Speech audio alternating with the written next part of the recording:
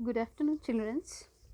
I hope you are all very happy and safe with your parents by staying in home, and you are learning all the concepts whatever we are sending through the WhatsApp in the form of videos. So, in your previous class, you have learned the concept related to the magnetic effect of electric current, that is, electromagnetic induction, and its experiment. And also, you have learned Fleming's right hand and also left hand rule. So, based on that concept, today we need to discuss the very important concept, it is the AC generator. So, that means by using electromagnetic induction, we can produce only a small quantity of electric current, that is, just to generate induced current. And this principle can also be employed to produce large currents for use in homes and also industry. So, whatever the diagram you are seeing here, this is the schematic diagram of an AC generator. So this is the schematic diagram of an AC generator. So you are seeing on the screen. So this is the arrangement. So before going to study the working principle, you should know the concept of an electric generator. So an electric generator is a device which is used to generate electrical energy. So keep in mind, a generator is a device which is used to convert mechanical energy into electrical energy. Such a device it is called as generator. So I insisted you the term AC generator. So I told you the meaning of generator though. It's a device which is used to convert mechanical energy into electrical energy. So after the completion of class, I'll tell you why it is calling as AC generator. So now, what are the equipments which are required to generate this generator? So as you are seeing in the diagram, it requires two rectangular powerful magnets, that is N and S are two powerful magnets. We can call it as N and S, and this is the galvanometer, and this is an axle, and two carbon brushes, and two rings, and copper wire which is arranged in the form of a rectangular coil. So all these are the required equipments to design the generator. So now by using all these equipments, you should arrange the generator as shown in the diagram. So as you are seeing on the screen, so like this we need to arrange all the equipments to obtain a generator. Now we need to discuss how the working principle it is. So before I told you the generator is a device which converts mechanical energy into electrical energy. Now see, the copper wire is arranged in the form of a rectangular coil. That means it consists of a rectangular coil ABCD which is placed in between the two powerful magnets. So copper wire is wound in the form of rectangular coil and which is placed in between the two powerful magnets, and then the ends of these wire are connected to the rings R1 and R2. So these wire are connected to the two rings, and then the inner side of these rings, so this is the inner side, the inner side of these rings are made insulated, and the two brushes B1 and B2, so these two are the brushes B1 and B2 are kept pressed separately on the ring. So these two brushes are kept separately and it is pressed, kept in the form of pressed separately on the rings as shown in the diagram.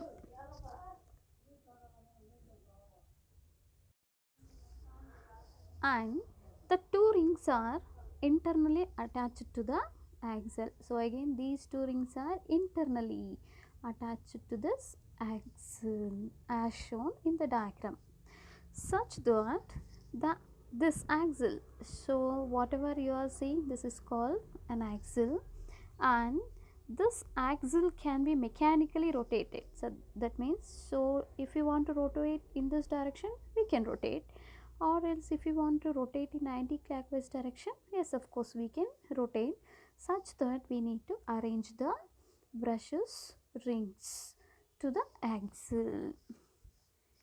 Now, so after this, the edges of these brushes, see, this is the brush B1 and this is the brush B2. So these two edges are connected to the ends of this galvanometer. So keep in mind, the edges of brushes are connected to the galvanometer. Now how it is going to work? So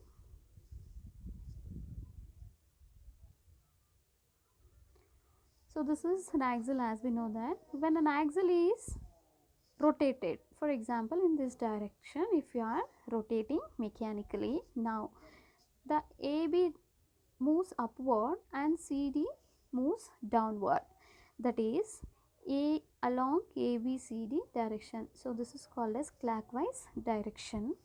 Now the current starts to induce in the direction of ABCD. So this is due to the electromagnetic induction. As we know that we can produce the current just by changing the magnetic field. So this is what you have learned in your previous class.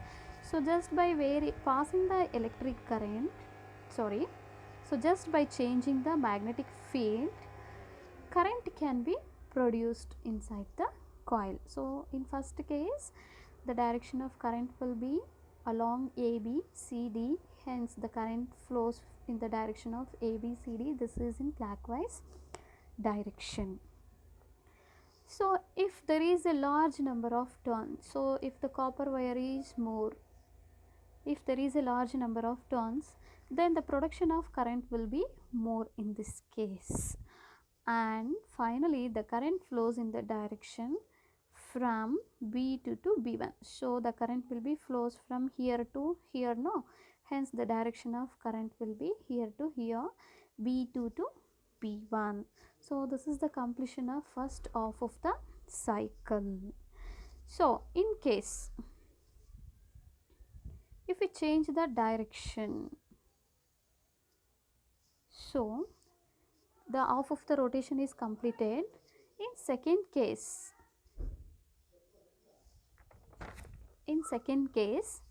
if we pass the current, so as we know that AB is moves here and CD, so first half of the cycle is finished. Now AB is towards this direction and CD is towards this direction. Again, if we change the direction of magnetic field, so the current will moves from here to here. So keep in point that this is CD, so C, D and B, A. So because CD has comes up now, AB has goes down. Now next half of the cycle, RMCD starts moving up and AB moving down. As a result, the current also changes in its direction. Now the direction of current we can take it as DCBA. So this is DC and this is BA. That means, so here also, so that means from B1 to B2 now. Thus, so what happens, the current you are observing here, in first half of the cycle the current is in ABCD direction, but in second half of the cycle this is DCBA. So that means in first half of the cycle the current flows from ABCD, in second half of the cycle the current flows in DCBA. That means the direction of current keeps reversing for every half of the cycle, and such a current it is called as AC current, So this is a device which produces AC current, hence this device it is called as AC generator. So that means mechanical. So as we are moving this mechanically, mechanical energy is converted into AC current here, hence this generator it is called as AC generator. So the current will be AC, hence the term AC, as it is producing or converting mechanical energy into electrical energy, hence it is called as AC generator. In case if we want to produce DC, so here we should add one special device that is called as split ring. Split ring it is called as commutator. Commutator is a device which is used in this external circuit, so which helps the current to flows in a unidirection. So if we adopt a split ring, that is commutator, we can able to obtain the current in a single direction. So such a current it is called as DC current. If in case a generator produces DC current, such a device it is called as DC generator. So this is very important concept. Try to keep in mind, children. So this is an AC generator. If the generator produces AC current, it is called as AC generator. In case if it produces DC current, it is called as DC generator. So this is how the AC generator works. So the diagram of this AC generator is very important. So I hope you have learned in your previous class to write this diagram. Try to learn the concept also. So after observing the video, if you got any doubts, just make me a call or send your doubts through the WhatsApp and try to answer the few questions what I am going to send through the WhatsApp. So here very important function it is, the function of this rings, function of this brushes. So keep in mind brushes just only for the purpose of conducting current, and commutator is a device which helps to change the direction of current, especially it is a split ring. So keep in mind all these terms and take care of your health. Thank you. Have a nice day.